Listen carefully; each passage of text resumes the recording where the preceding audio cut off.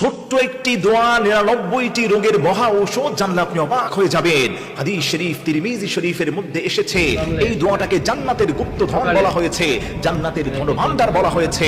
আল্লাহর যেই গোলামটা এই ছোট্ট দোয়াটিকে 100 বার পাঠ করতে পারবে, আল্লাহ রাব্বুল ইজ্জাত ওয়াল জালাল ওই গোলামটার জন্য তার জান্নাতের ধনভাণ্ডার আল্লাহ পাক করে দিবেন, জান্নাতের গুপ্তধন আল্লাহ তাআলা তাকে দান করবেন, সমস্ত পেরেশানি আল্লাহ দূর করে দিবেন, সমস্ত কষ্টকে আল্লাহ তাআলা আসান করবেন, বিপদ থেকে আল্লাহ তাআলা বাঁচায় দিবেন, সমস্ত কিছুর জিম্মাদারি আল্লাহ রাব্বুল আলামিন নিয়ে নেবেন। আমার প্রিয় মুসলমান বন্ধুগণ, সেই ছোট্ট দোয়াটি হলো লা হাওলা ওয়ালা কুওয়াতা ইল্লা বিল্লাহিল আলিয়্যিল আযীম, লা হাওলা ওয়ালা কুওয়াতা ইল্লা বিল্লাহিল আলিয়্যিল আযীম। এই ছোট্ট দোয়াটি পড়তে পারে না এখানে এমন কেউ নেই।